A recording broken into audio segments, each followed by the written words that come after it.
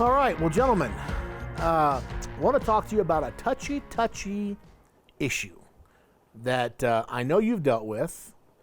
Most contractors have dealt with it in some capacity, and that is working with family.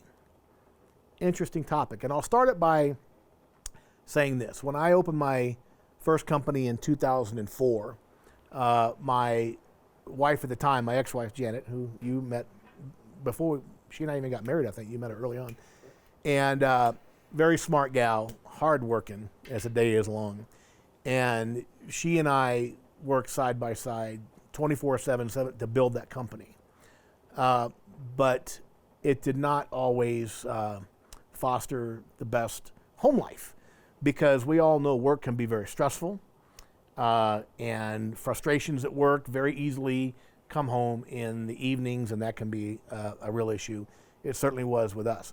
The other challenge is working with family members in terms of executing whatever your responsibilities are as an owner-manager when you have family. And so that's what I want to talk about that dynamic, and I know you guys have had dozens, if not hundreds of clients have dealt with that issue. And so maybe we'll start the conversation this way. What are some of the challenges that you've seen? And then we'll move into some of the solutions and possible ways to deal with it. So, Drew, we'll just kind of start with you, since you dealt with it. You worked with family, from your father to your brothers. And what were some of the challenges that you faced in that dynamic? It's an interesting topic. Growing up in a family business, each of us came into the business at age 12. And we were all part of the swim team, so we would leave swim team practice, we'd come home, and we would do our thing. And so obviously my older brother, he got in first. I came in 2 years later. Then my brother and sister, younger brother and sister came in 2 years after that. And, at first you have a job because you are the kid, right? And we all, three of us, the three boys, all started out as gophers. My sister, she ended up working in the office, and helping out here and there, doing, office duty stuff, clerical stuff, receptionists, back then we were dealing with mail, a little bit of light typing. She did phones later on, and then eventually she got into doing some of the accounting work, years later. Mom was in the business as well, right? So, we had 6 of us in that family business, and of course Dad was the president, of the company. Fast forward all the way through high school, that's really kind of what it was. We earned our way into it, and that was the thing. You didn't have a job because you were a family member. You had to be able to work. You had to hold your own. And I ended up going to college. My younger brother went to technical school. My older brother went to the Navy. My younger sister, she went to college as well. And so as we all went our way and did our thing and then kind of came back, my younger brother, he went to work for somebody else. My dad said, hey, if you're going to go to trade school, before you come back to the business, I want you to go work for somebody else and see what it's like out there working for somebody else. Different set of expectations and rules and whatnot. And of course, they knew my dad, but they weren't giving Ron, my younger brother, a job because of my dad. He had to earn that job. The one thing about Ron, that's, I think, one of the greatest things my parents gave us was the gift of a great work ethic. So we worked our asses off, every single one of us. So Ron eventually came back. He eventually ended up running our warehouse and doing purchasing. And he was fantastic at that job. He ran it with a tight fist. John became my best salesperson. He was good. He was fantastic. Had to fire him twice, but so maybe he learned, because that's why we're talking about family dynamics, aren't we? Later in life, and I want to talk about that. Let's talk about those stories. He learned from something, because when I met him, he was top of his game. He had to develop some professional maturity around the fact that he had come out of a family business. Maybe a little bit of entitlement that was there, but when I let him go the second time, and then he came back and he got his, he wanted his job back, and I set the record straight and say, hey, this is the expectations. I said, I have 6 other salespeople that are all looking to you, and if it's good for you, then it's good for them, and we can't have that. And he understood, and that's when he really matured professionally, and he became a better salesperson. And then he eventually became, in my mind, worthy of sales management. And that's when you later met him, because he was no longer, he never became a sales manager at our company. That was my role, sales and general manager. Heather, my sister, she left our company after probably about a year and a half. But she stayed in the contracting world, mechanical business, with a large mechanical company in Delaware. Mom, of course, retired out of the business and then went through the family divorce there. And so the interesting, like I say, the interesting aspects of the family dynamic, I think at least in my family, played out well. So we all got along very well. We all worked hard. We were talking about this a little bit earlier. We were all competent in what we were doing. We all had a desire to make our company name, John H. Cameron and Sons. We wanted to be the best, and so that worked well in my company. I have worked in other companies where people have a job because they have the name or they have the relationship, and they haven't earned the right to have the job that they have, the position that they have. People in the company don't respect them. I think my brothers and I had the respect of everybody on our team. Years later, I still hear people saying, "Geez, why did you guys sell?" But hindsight being what it is, we probably wouldn't have. But I think that's the one thing that my dad set down in stone. You had expectations. He clearly communicated those expectations. You were held accountable to those standards, and you held yourself accountable to those standards. And where family doesn't work in the business, this is just my opinion, is that those expectations are not usually clearly communicated. There's no accountability, and when those expectations aren't met, and the accountability isn't in place, people look at that and say, well, if they can get away with it, then so can I. Or why should I have to play by the rules? If your own family doesn't. And then, of course, those people end up losing the respect of the rest of the staff. And I think that just a little bit of poison creeps into the company. It's funny because my son Hunter, who's 27 now, that a lot of people know just from my books and my speaking. And it's funny, I talk to people and they feel like they watched Hunter grow up, and he's working for me now at Rehash. And I find that I probably am a little bit harder on him because I want people in the company to know he's not getting a free pass, and he does not get a free pass. But sometimes I worry I go a little over just to prove the point. One other thing, and then Gary, I want to hear from you on this. One of my brothers a few years back came to work with us for a short time, and sometimes at work, tempers can flare. We say things. If you say things to a coworker, an employee, you get over it, you move on.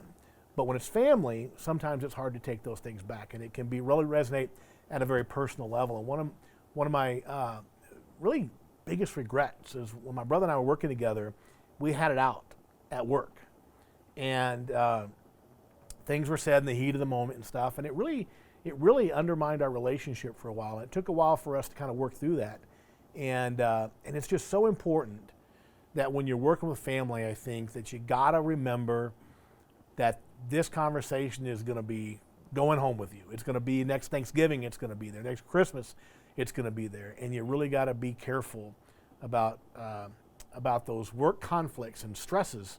It's always stressful at work. It's always stressful in business. It's the nature of it. That when family's involved, sometimes, the wounds can be pretty slow to heal. So, Gary, and I don't know if you've worked with family before. I know you have a lot of different companies in many different industries, and I don't know if you've had to work with family before or had to, got the option, got the joy of working with family before. But talk to us about maybe in your own businesses or maybe what you've seen with clients about some of the challenges. I love something that you said there. The wounds can be deep and take more time to heal. I think that's true.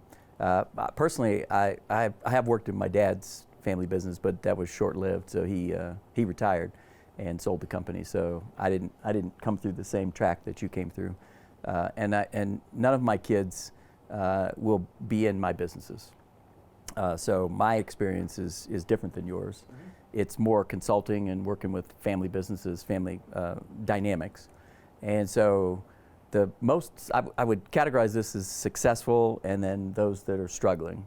The most successful companies that I've seen that have that family relationship. they don't run their business as a family business. They run their business based on a culture. So things like expectations that you described, how you're treating Hunter, or if you're being hard on him, or in some cases other family members are getting soft treatment. Maybe they don't have the competency that you had, and either one of those is bad. So when you run a company, you want to set up the culture of the business to be the driver, and you want standards and expectations for people that are working in the business, family or otherwise, to be held accountable to that standard. Nothing greater and nothing less. And so there's resentment among employees when family members are treated, with kid gloves, or you have the family name, so you get preferential treatment. But there's also resentment amongst the family members when they know they're being treated harsher. They feel like they're being held to a different standard, and that's a wound that also exists. So my advice has always been to, be married to the culture, be married to the value structure, run it as a professional business, and then run it with your family, but organize the family and the culture of the business to be tied to the business plan and the overall values. And that's the stuff that's missing in a lot of family businesses historically. So when I coach, I just try to get them focused on, we set up what we call a family council. If I was the owner of that business, I can't be in charge of the family council because I have an emotional interest in it. Somebody else has to be in charge of that. And you have to have a forum where you can mitigate those types of discussions. Some really, really successful people have trained. You're an industry icon, Drew. You're a legend, and you were developed. In my mind, you were developed that way because your dad did a really smart thing. He got you guys out into a place that wasn't the family business first, so you got to see how other companies operated, and you didn't come back entitled. And I think that's what creating a plan, creating values, creating a culture is all about, so that nobody feels entitled. Nobody that's a regular employee, teammate, or nobody that's a family member. So. By the way, for our viewers and listeners, I guess, for some context, the reason that we can see our breath is we are at my home in Colorado, and while it was 90 degrees yesterday, it's probably about 35 right now. I wish you guys could see the three guys behind the cameras here because they look like they're on an expedition through the Great White North or something. We're a little bit warmer. We got heaters here, and the fire going. But it is about 35 degrees. It's spitting some snow. And we've neglected, Gary, to have you comment on our whiskey and our cigars, which is kind of a trademark of Unfiltered here. So talk to us real quick about that whiskey. There was a bottle around here somewhere. That's a Yamazaki. It's behind you. Yeah, it's behind you. It's a 12-year Yamazaki Japanese whiskey, and right it's very, very, very good. Just mellow, smooth. Yeah. It's matching perfectly with the 36-degree temperature and the snowflakes. I got to tell you. And this Maduro is fabulous. Macanudo. It's a Macanudo. And it's some kind of special edition. You got a special ring on it here. I'm not sure what that's about. But yeah, really outstanding. Anyway, so I just wanted to comment on that because people might be wondering, it's the day after Labor Day, and it looks like it's cold out here. It is. We look like some buffaloes up in Yellowstone, snorting the steam. So you're saying that's not cigar smoke that's coming out of your mouth? Well, a little bit of cigar smoke, but also some freezing, whatever that is when it's really cold. We talked months ago, the three of us were talking about a book called The Peter Principle, which is an old book and talks about, somebody comes into the business and they're there for years and years, and they're getting raises and more authority and responsibility. And at some point, they get promoted one level above their level of competency. But by now, they've been there 15 years. They're making $100,000 a year. How do you fire the person who's been so good and so low for so many years? That can happen in the family, too. And you both mentioned that sometimes people are in positions because their name is in the building, or their father's name or their mother's name is in the building, not necessarily because they earned that position. And that can create a lot of issues with other people in the company. Do you have any specific examples, or maybe just some general advice and wisdom on how to deal with that if you have a family member in a position, as Drew, you mentioned earlier, maybe they didn't earn it, or at least people don't believe not in your family, it sounds like everybody earned their position, but I'm sure you've seen many, many clients of yours where people are in positions because of their name. and not necessarily because of their accomplishments or their, what they've done in the company.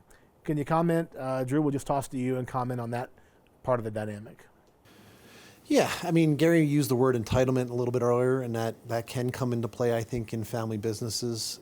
It goes back to culture, though, right? Yeah. I mean, you either teach it or you tolerate it. So you either taught some level of entitlement or you've tolerated it. And that was the one thing that I think, we did a good job of just not doing. I mean, we got to a point, we had our riffs here and there, but I remember distinctly one night we came together in my dad's office. My two brothers, my mom had since left the business and was in the middle of a divorce with my dad. My sister had left the business. And I forget what the issue was that was going on, but there was some strife, some angst in the business amongst my brothers and I and my dad. And we came together in my dad's office, and we came to the understanding that when we were going to be at business, we could have whatever angst we wanted to in his office after hours. We could have that conversation. That conversation wouldn't carry outside of work. It wouldn't carry, go home, even though we weren't living at home. All of us were living on our own at that point, but that we wouldn't carry that outside of work.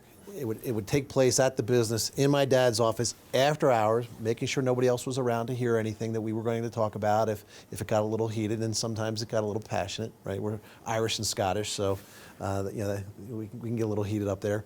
But we came to the to the agreement that when we were at work, we were not brothers. Yes, love my brothers, and obviously, unfortunately, no longer with, neither one of them is no longer with us. But love my brothers, loved them, at work. Would fight probably harder for them because they're my brothers at work. But like you said, would also hold them accountable to a higher standard because they're my brothers. But at work, you're not my brother. You're my salesperson. You're my warehouse/purchasing agent. You're the president, of the company, right? And I'm your general manager. And I would literally say, the president of the company or Mr. Cameron, they said, well, isn't that your dad? I'm like, not when I'm at work. Yeah. And so, compartmentalizing things, really worked for us to avoid that level of entitlement, and just making sure. My dad always said, and I probably said it on one of these videos, previously. My dad always said, listen, if you want, we can kill the golden goose and we can have a glorious feast once. Or we can take care of it and we can have golden eggs forever. And golden geese, baby geese, right? And maybe, these things spawn and you go off on your own way. And I think that's, we were respectful of that. That, not only was it something that, was employing us and eventually would provide for our families. None of us were married or had kids at the time, but that, and I've said that on these videos in the past, is you don't employ people, you employ families. And I think we had some people that they became our friends, right? And another line I've said on these videos, business is business, get your friends elsewhere. Meaning, work is not the place where you get your needs met emotionally. And we had friends in the business, and we were friendly, but if you weren't carrying your weight, then you needed to go. You have to earn your job every day. And we had people that we had hired that had gone to school with us, high school and college with us. But they also came on, and they took on that same expectation, probably because we picked quality friends, but they too also knew they had to carry themselves to a higher standard, that they didn't have a job because they were Drew's friend. My best friend Butch, who was my best man at my wedding, he was our service parts manager. And that guy, he'd come in before everybody and he'd leave when I left. And he goes, are you leaving? I'm like, not yet. He goes, then I'm not leaving. And I never asked him to do that, right? But I think that's kind of what you have to have. You have to have, and I mentioned it a little bit earlier, clear, defined expectations, and those all come about because of culture. And with that, I'll toss it to Gary. Yeah, I love what you said. You guys had like your own family council. That your dad's office after hours was a place where you could mediate and have those kinds of conversations. Love that. One thing I would throw out, just for the members, if you got family in there, if you got kids that potentially could ascend, Peter Principle, all that discussion. Everybody deserves an employee development plan. You've seen mine. You're working with one of my teammates right now on an employee development plan. And it's relevant because if they don't see that there's an actual plan to develop and they're not held accountable to that plan, what happens is they're just sort of managing the business based on family. And the business goes up, the business goes down, they're putting in their time, they're putting in their energy, but they're not necessarily getting better at the craft. And I think what we want everybody to have is that every single teammate in the company, family included, should have a plan of attack that says, this is where you are, this is the stuff you need to be working on to get better, and here's the plan of attack to do that. So that could be coaching from a guy like Drew, that could be going to sales training that you teach or that you and Russ teach, development path, books, audio cassettes, podcasts, academic classes, going to work for a different company as a form of employee development. So what I see missing in a lot of small companies is they don't have that structure where we're sitting down with a family member and saying, I think this is your career track, this is your next place, these are the things you need to do, and this is the process, this is the plan of attack. So that stuff is posted on the EGIA site, and so we have that for every single employee, and it's a pain to do it, but I will tell you that it's very effective because it allows you to hold people accountable. You're holding somebody accountable right now for a book, Think and Grow Rich. Yeah, oh, you heard. Huh? You say you heard. Yeah, because I checked in today and I said, how we doing? And so that's working, right? It's working for somebody that's, it's a family dynamic, and that individual needs to expose themselves to those ideas or they won't get better. And if they don't get better, then that's bad for the company and that's bad for all the families that you talked about. I mean, if you're a leader in the company and you're not getting better, then eventually you're going to stall. And so it's just one little thing I think we should just make sure people out there know. We're happy to help you with that. I'll help anybody with a development plan. You got to. I continue to develop myself. I mean, I go to classes. I went to Keith Cunningham's classes last year. I went to Tony Robbins' events last year. I work with my men's leadership group, and I go to those events once a quarter. Something online every week myself. I'm not in that business anymore, but I'm in a business, two businesses, right? And I'm expected to help other businesses, right? So I've got to get better.